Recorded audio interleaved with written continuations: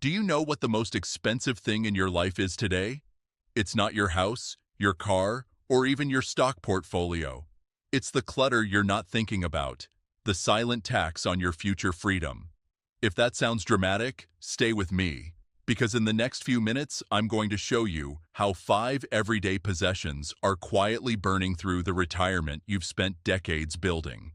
By the end of this video, you'll understand how a single evening of decisive action can unlock the equivalent of $1 million safety net, and I'll prove it to you piece by piece. Picture this.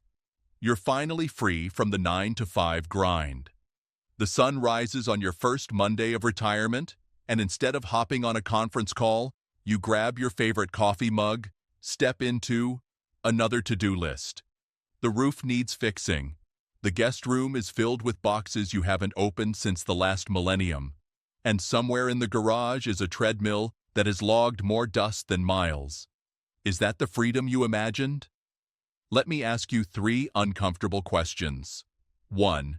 If your health demanded a sudden move to a smaller place, how many truckloads would follow you? 2.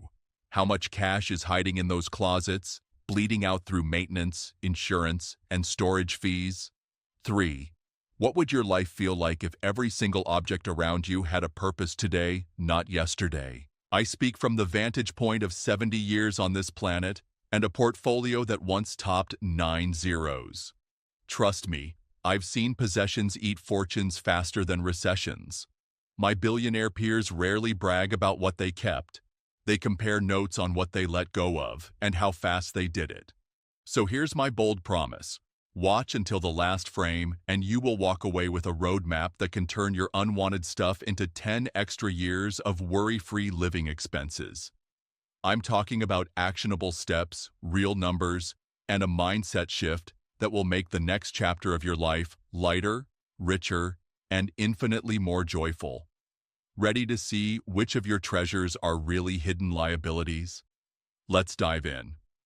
Before we reveal the first physical item to offload, let me tell you a story that cost me $250,000 in a single sentence. I was 35, anchored off Capri on a 150-foot yacht that, at the time, I thought defined success. A junior deckhand pointed out a loose coil of rope on the stern. My pilot laughed and said, "Funny thing about yachts, sir, the most expensive square foot is the one nobody uses."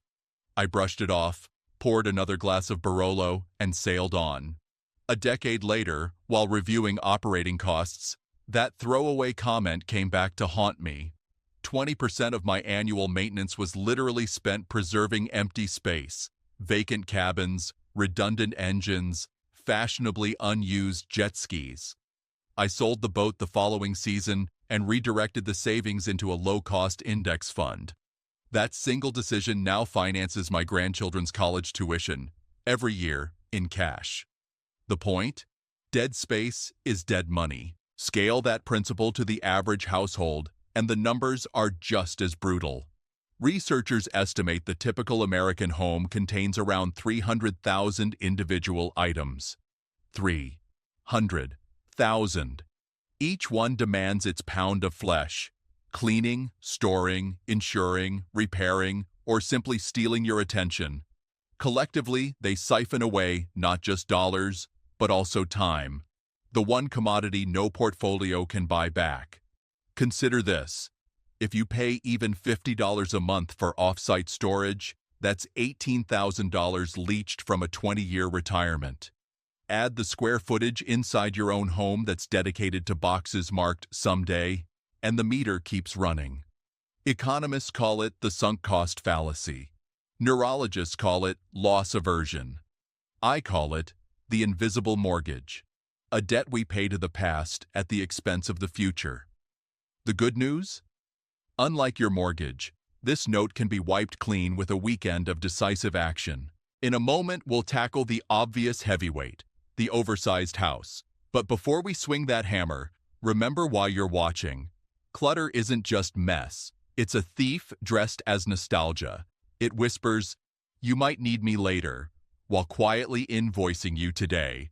And here's a teaser for the end of the list. The 5th item we'll discuss is something so small you can hold it between 2 fingers. Yet it drains more retirement income than any kitchen appliance you own. Stick around. I guarantee it's hiding in your top drawer right now. Objects age, money compounds. Your job, starting today, is to stop funding yesterday's dreams and start investing in tomorrow's freedom. The first step is downsizing the square footage you call home. Let's open that door together. Let's step across the threshold of that beautiful, echo-filled house you've loved for years. Hear the hardwood creak? That's nostalgia speaking. But listen closer, and you'll hear a second sound. The hush of money leaving your wallet. Every spare bedroom, every half-used bathroom, every corner that holds a box of forgotten holiday decor is an expense disguised as comfort. Property tax doesn't care whether the lights are on. Insurance premiums don't shrink because the kids moved out. The HVAC system still pushes treated air through vents nobody walks past, and a leaky roof will stain a ceiling whether or not anyone sees it. Run the math with me. On a 4-bedroom suburban home valued at $600,000, the average annual outlay looks like this. Real estate tax, $9,000. Insurance, $2,500. Utilities, $4,800. Maintenance reserve, because something always breaks, another $4,000. That's over $20,000 a year just to keep the doors unlocked. If you downsize to a well-built 2-bedroom condo, similar zip code, that figure slides under $8,000. The delta, $12,000 a year, invested in a conservative index fund, returning a historical 7% turns into almost $300,000 over 15 years. That's a decade of healthcare premiums, or a lifetime of plane tickets to see your grandkids. But numbers alone won't budge the heart. So picture Sunday morning in the smaller home. Sun spilling over one dining table instead of two. A lawn you can trim in 20 minutes. A utility bill that feels like it belongs to someone else. The clutter is gone. The silence, purposeful. You fry eggs without wondering which drawer hides the whisk. Later, when you close the door behind you for a week-long trip to Portugal, you don't hear the nagging question, what if the sump pump fails? Because the building association handles that. Your mind is light enough to pack carry-on only. I learned this lesson when I sold the family mansion, 8,000 square feet of marble and memories. The first winter after the sale, my heating bill came to $93. I framed it next to the last bill from the mansion, $3,000 even, and showed both to my granddaughter. This, I told her, pointing to the smaller figure, is freedom you can measure. If you're wrestling with the guilt of leaving the home where you raised children, remember, walls hold echoes, not love. The real heirloom is the financial resilience you pass down when you free yourself from unnecessary square footage. Hand your kids that gift, and they'll thank you louder than any portrait over a fireplace ever could. So walk through each room this week and ask, does this space serve my future or embalm my past? When the answer is past, start packing. Downsizing isn't retreat. It's a strategic advance into the life you actually live now. That empty guest room has been costing you compound interest long enough. Cash it in. Feel that low rumble in your chest? That's the engine of your prized weekend car, a gleaming monument to youthful adrenaline. I still remember the way my Lamborghini Diablo growled when I pressed the start button. It sounded like rebellion wrapped in carbon fiber. But after the initial thrill, the car idled more than it roared. Insurance, $8,000 a year. Registration and luxury tax, 3. Specialized maintenance, because Italian exotics refuse to behave, another 10. I drove it 1,200 miles annually. Do the division. Each mile cost me $17 before fuel. Eventually, vanity ceded to arithmetic. I sold the Diablo, funneled the proceeds into an early-stage health tech fund, and 10 years later that investment sponsors medical missions across Southeast Asia. My joy now accrues interest even when the garage is dark. Your toys may not have scissor doors, but their appetite is similar. The second SUV parked in the driveway? Depreciating at 15% a year while you pay $600 in insurance and $100 every registration cycle. That 20-foot fishing boat resting on a trailer? Marina fees, winter storage, engine tune-ups. Easily $5 grand annually, even if the hull never kisses water. An RV is worse. They lose value like bananas and cost a mortgage to fuel. Add them up and you've built a bonfire of bills you casually feed each month. Let's translate passion into time. Say your combined luxury toys drain $10,000 a year. At a safe withdrawal rate of 4%, that means you need $250,000 invested just to sustain the pleasure of owning machines you rarely use. Put differently, you're working an extra 2 years before retiring so that a jet ski you ride 8 afternoons a summer can nap in peace. Some will argue these toys are memories on wheels or hulls, and I respect that. But memories live in the mind, not the glove compartment. Rent a convertible for a weekend coastal drive. Charter a boat for the annual fishing trip. You pay only for the thrill, not the rust. A friend named Gloria proves the point. She and her husband owned matching Harleys, chrome polished, leather immaculate. When arthritis made long rides painful, the bikes sat under quilts, waiting for hips that would never heal. One garage sale, and 48 hours later, the Harleys were gone, and Gloria's travel fund was $8,000 richer. 3 months later, she sent me a postcard from Kyoto, her lifelong dream city. "My new ride," she wrote, "is the Shinkansen." That line, and the cherry blossom stamp beside it, outshone every mile she never rode. Look at your own driveway. Which vehicle or vessel whispers promises it never keeps? Stand beside it, hand on the paint, and thank it for the moments it genuinely gave you. Then photograph it in good light, post the listing, and convert that silent metal into a roaring asset. Luxury is not the object. Luxury is the freedom purchased when you let the object go.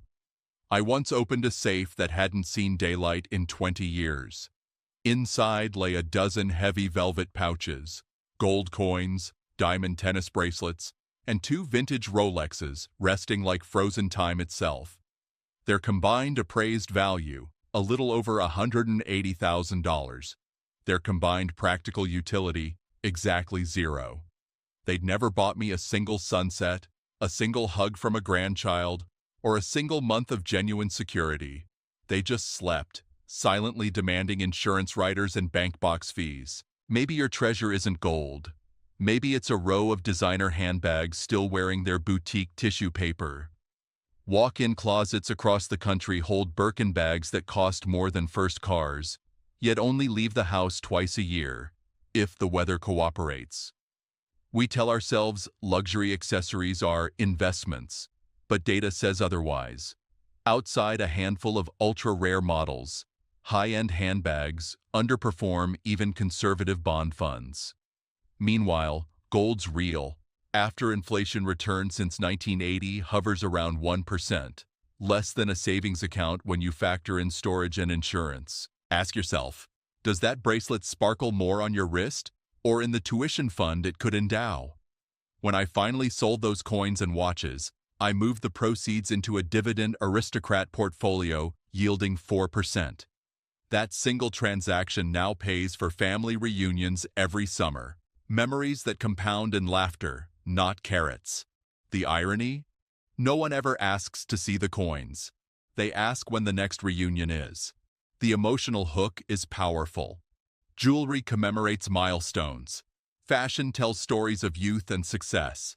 But milestones live in photographs, and stories live in the heart. The metal is just a placeholder, a very expensive bookmark in a chapter you've already read.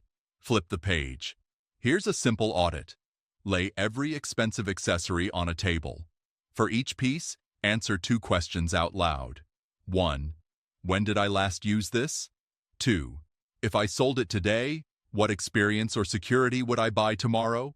Speaking the answers breaks the spell of sentimental inertia. Where to offload?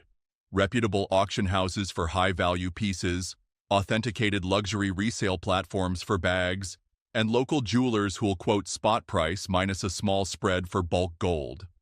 Always photograph, insure in transit, and demand escrow for anything over 5 figures. In a week, you could convert dormant sparkle into living, breathing peace of mind.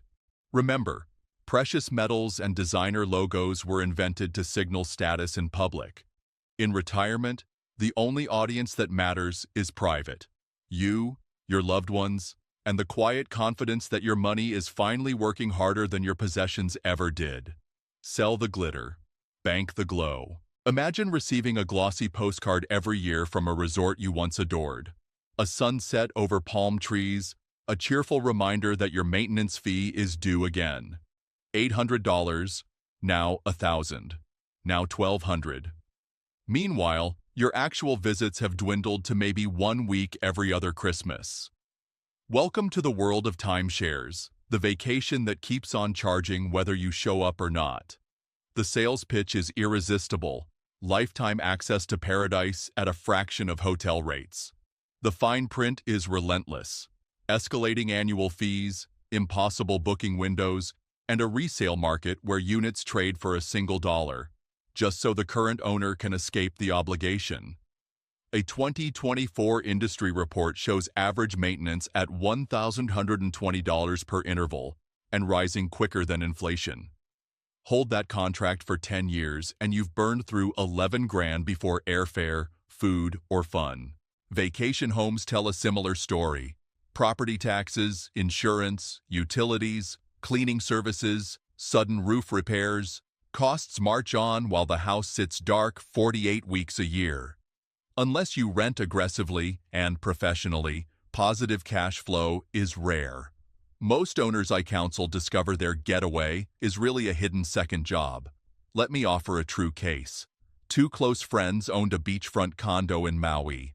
After wildfires and new short-term rental regulations, their insurance tripled and occupancy cratered.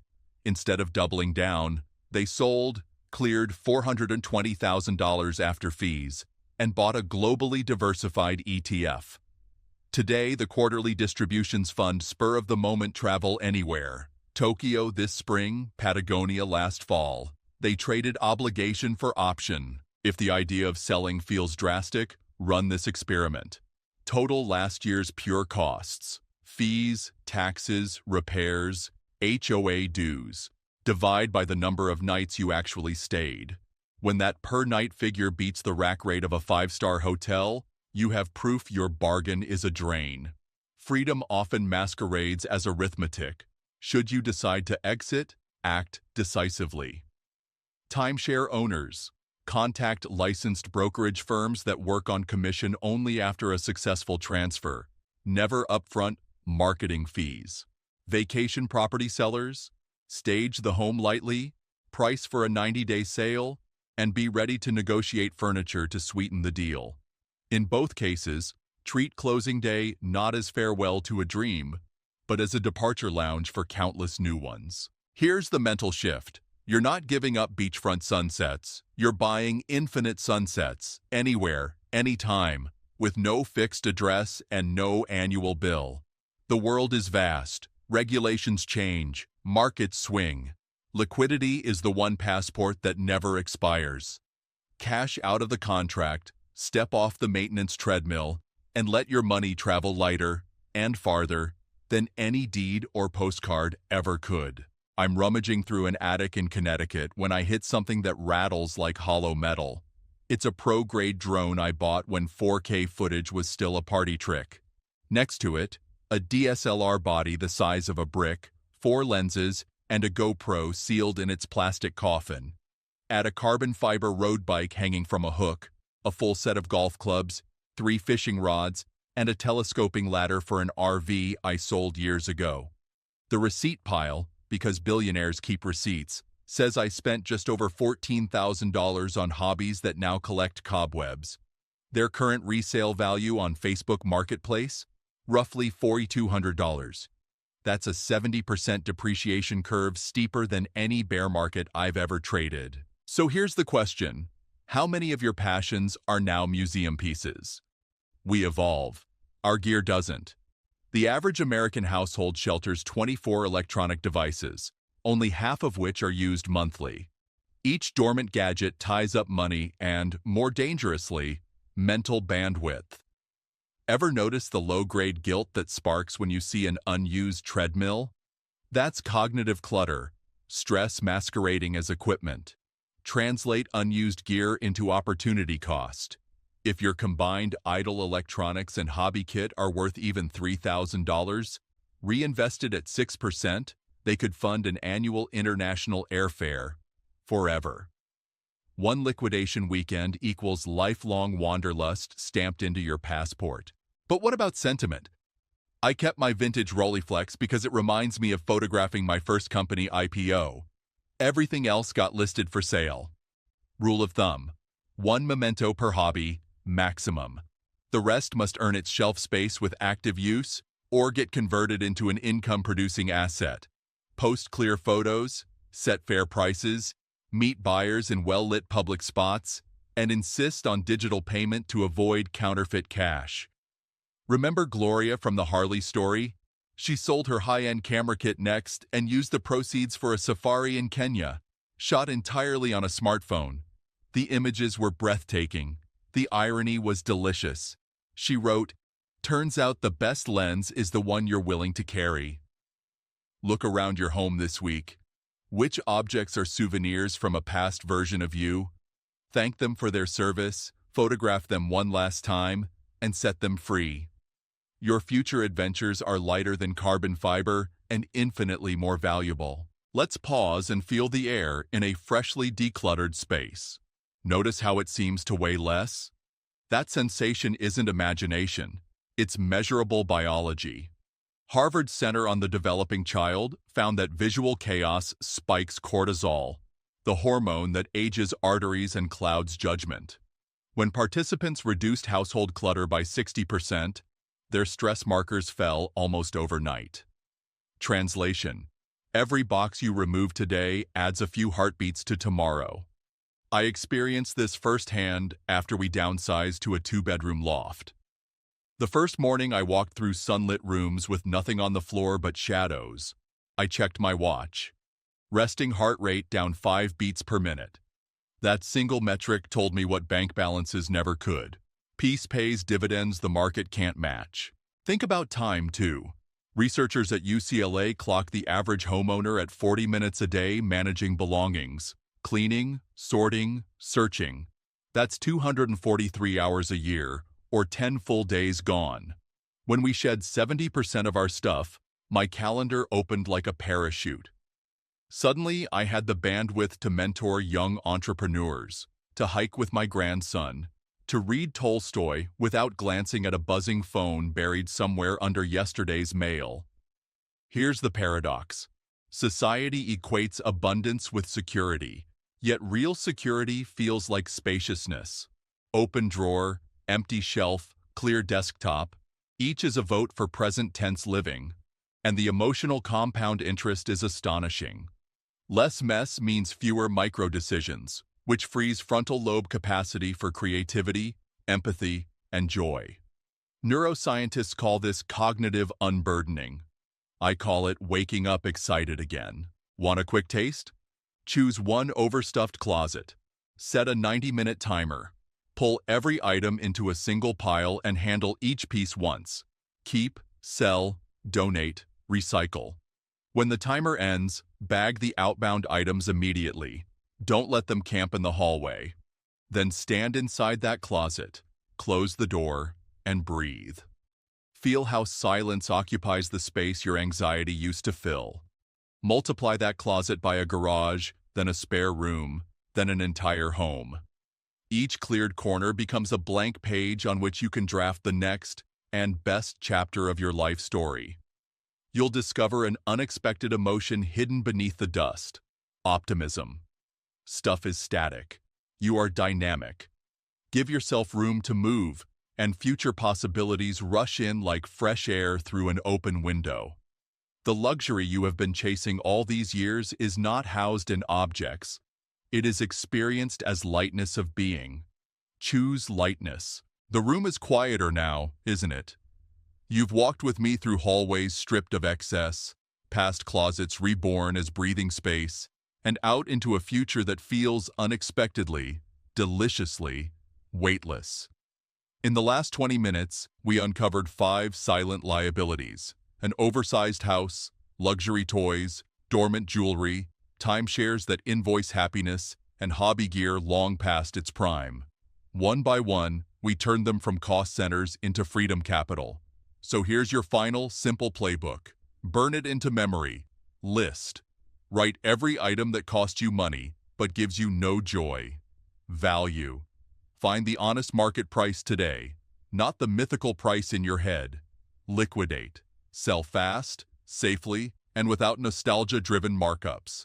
Cash today compounds, ego does not. Deploy.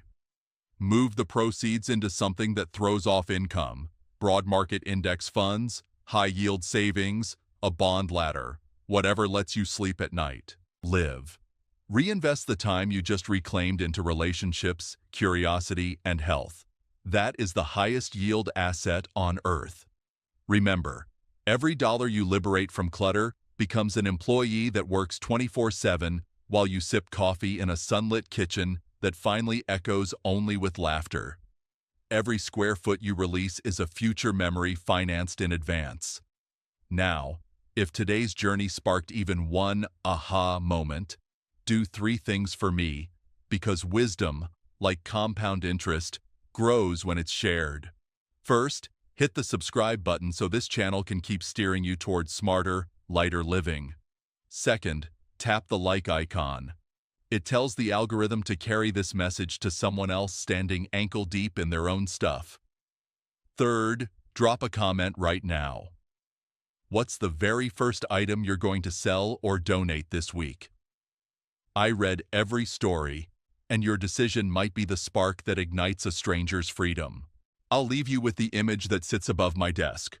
Warren Buffett's modest White House in Omaha, bought for $31,500 in 1958 and never upsized.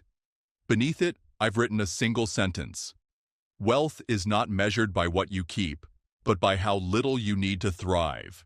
Your next chapter starts the moment this video ends. Close the laptop, pick up the nearest object that no longer serves you, and set it free. Because when possessions leave, possibilities move in. And possibilities, my friend, are priceless. Until next time, travel light, invest wisely, and never forget: the best luxury is the freedom to choose how you spend your days. Now go claim it.